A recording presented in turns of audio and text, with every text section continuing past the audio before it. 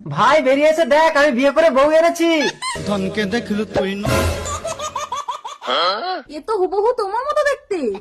দেখো তুমি আবার ভুল করে ভাইকে নিয়ে ঘরে ঢুকে যেও না কখনো।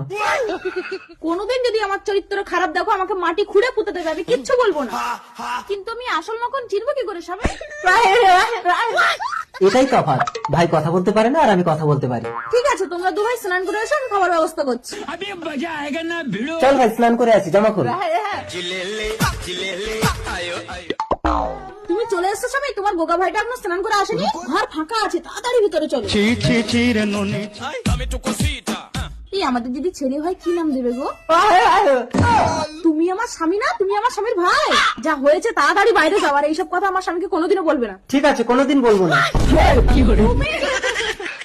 তোমরা তাহলে কিছু ভুল করে ফেলে তাকে এইভাবে চাপা দিয়ে দাও নাকি? কি করবো, সতী সাজতে হবে তো।